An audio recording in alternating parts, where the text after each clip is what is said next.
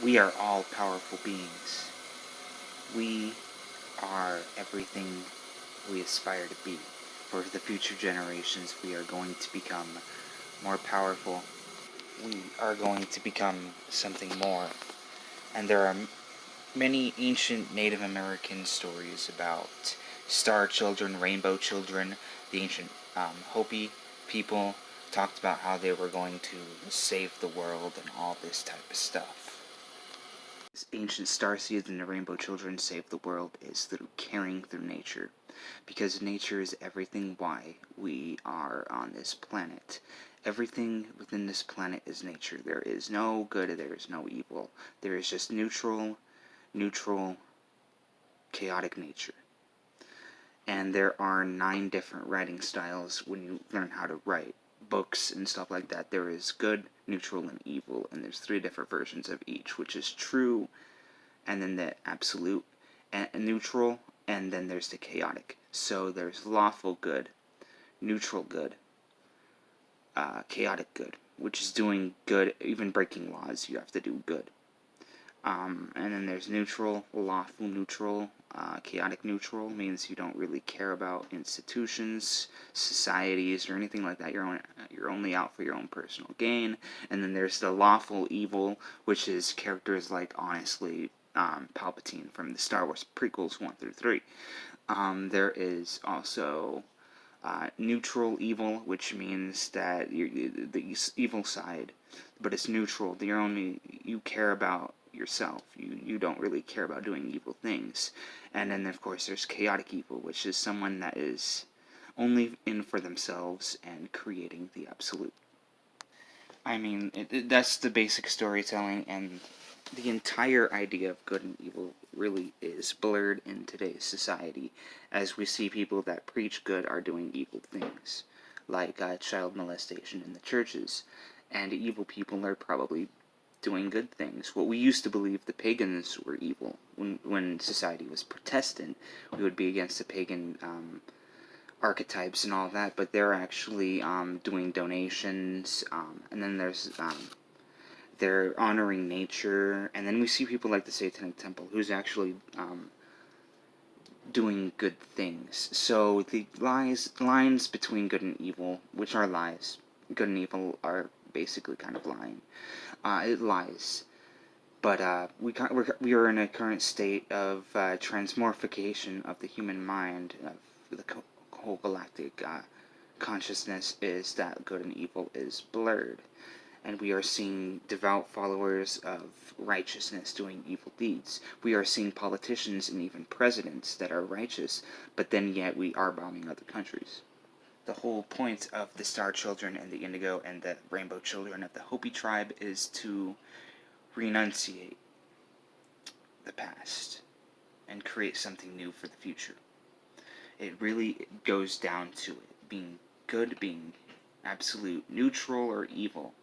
There's even lawful evil and neutral evil, so they are still abiding to society's laws, but they're still evil. Then we have chaotic good, which are the types of individuals in storytelling that are absolutely so good they mess up and start destroying their friends, they start destroying their allies, they start doing this and doing that and doing that. We've seen a lot of this, even especially in modern movies. We are seeing the good guys being so chaotic in their rules of goodness. We are starting to see the decline of the good character. And so it is up to the newer generations to create something new that isn't so limited in thought, that everybody just needs to find a way to bring it forth. Bring forth a new way, or a new era, or a new dynasty, or a new something. And those might honestly be the Rainbow Children of the Hopi legend. And there's something I want to say. It's that we watch the evolution of the stars. And I really mean that, because the stars are infinitely connected to the individual, to every single person that has ever lived. There is power within the stars, and that power is always strangled by darkness. And I wanted to make this video about the light in the darkness.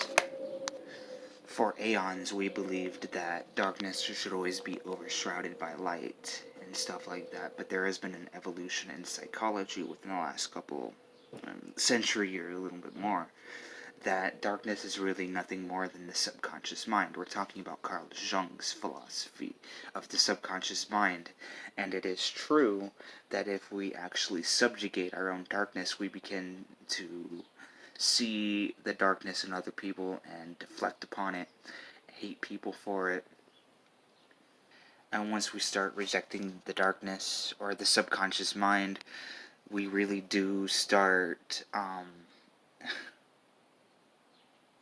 rejecting the subconscious mind, we really do start forming some sort of psychosis, because we are pushing away what's negative, and that will eventually cause outburst more and more and more about our inner darkness, and creating a scapegoat to blame other people for our own darkness, and the like of which is that. And it is naturally unhealthy to decline the shadow. The shadow has a lot of proponents to it that create fear to so many simple-minded individuals that we need to start learning how to accept within ourselves and stop blaming some sort of scapegoat, whether it's religious or political or in the worldwide events. We start blaming other countries, or we start blaming the devil, or whatever we want to blame it on. But overall, it really is nothing more than a scapegoat and blaming other people, other things, or other archetypes for something we most likely did ourselves. Rejecting the shadow causes a lot of mental ailments, a lot of mental ailments, so there is that too. There's even studies to prove that once we start locking away our own darkness, it just happens to supersede back into our lives even worse, and it causes mental outburst, it causes judgmental parameters to start creeping in, and the overall unhealthy part of that is that we are rejecting our own shadows. We are scared of our own shadows. If you ever heard the term the fear of shadows, that is what it really means, is being afraid of anything dark and evil that you have personally committed into your life, that you're committed to, and that you get into. Rejecting that darkness causes some sort of mental breakdown later in life. So yeah, there is a lot about internal darkness, or eternal darkness, or infernal darkness that can be avoided but then you'll start judging other people for what you see in your own shadow, and then you start attacking people, and then it just gets worse and worse and worse to the point of complete self-destruction, completely negating anything negative in your life over anything positive. And this does cause mental breakdowns. But in order to actually evolve, you have to assimilate with your own shadow, what you're afraid of. Not what you're afraid of, what you have done, your actions. Spiritual belief systems, you have to find an internal balance. Find your own internal balance between shadow and light. Because that is what it's all about. Is not defeating darkness, because defeating darkness alludes to mental illness and future mental breakouts, judgmental behavior, vanity, attacking other people because you think you're better than everybody else, and a whole bunch of other things that can happen, and the rejection of yourself, the subjugation, hiding away your inner flaws, and that will cause disbalance within your personal life, and your personal chakras and everything. And this really does, it does deteriorate your own soul and your mind and all that type of stuff. But it also is rejecting your own shadow. And the ancient Egyptians believed there are 5 parts of the human soul, which part of that is shadow. And the Egyptians believed that the shadow represented your own purpose, or your own potential in this life. And not only that, but then we go back to the Indian beliefs of the Devi and the Diva, which is male and female godhood. And then we get into the whole pantheon of the ancient Indian individuals, with Shiva being the destructive force of the male. Destruction does create future change. And then we get into the Shakti, which is the holy side of the feminine, the creation, basically. The Shiva is one half the Ida. The Ida and Pingala is Shiva and Shakti, and it's the holy balance of your own internal thoughts. But you need to learn how to integrate your own shadow and your own everything. Learn not to misconceive many different conceptions within either this reality or the higher reality. But there needs to be a balance between your own light and your own shadow. Because the light means you're a maverick. You are able to independently move within this world as yourself, to fully evolve into yourself.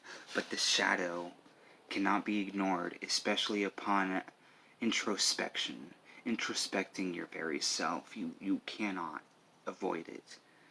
You cannot shut it down either, because then the temptation is going to come back twice as hard. So you just need to find a way to accept your own indulgences, your own pleasures, or your own way, or if you're a manipulator, find a way to adapt to that. If you have any negative aspects, it can't be forced out of you. It needs to be accepted within you instead of rejected. And that's what a lot of people get wrong. A lot of people get this wrong. In the end, there's so much to your shadow that you need to find a way to respect as well, because you cannot avoid anything that is not within your nature, or there's no way to avoid anything within your nature. So go out, find a way to respect it, and come back and tell everybody, it's like, I finally found myself, I finally done it. Because once you accept your own shadow, you become something more divine, and it's something like the dark divine. And empowering your shadow empowers your own purpose. So the dark divine knows how to evaluate a situation, save what needs to be saved, do what must be done, do what you want, but also do what you want. Exactly. There is so much to strength and perseverance, and having strength in masculinity, in your own masculinity, and if you're a woman, being strong like Wonder Woman in your own femininity is power. It gives you power. There is so much to say, especially about the coming times of advancement and enlightenment and power and struggle and all this type of stuff. But really, what will come at the end of this is balance. And a lot of people will come to the earth from the shadows and finally admit to themselves and admit to others that, yeah, we do care about nature. We care about everything that happens to this earth. We care. Everything about this earth will be saved by ourselves. Because going back, and let's just make a biblical thing going on. But Cain and Abel sacrificed to God. Abel sacrificed living flesh. Cain sacrificed grains. And because of this jealousy that God accepted Abel, he was able to kill Abel. Cain was able to kill Abel. And he was able to construct, and through self-perseverance, he created a society with his children. I just wanted to make that little piece of biblical art also part of this. So go out, become something more. Become something more than you were yesterday. Care about nature. Nature will have its revival. Nature will come back, and yeah.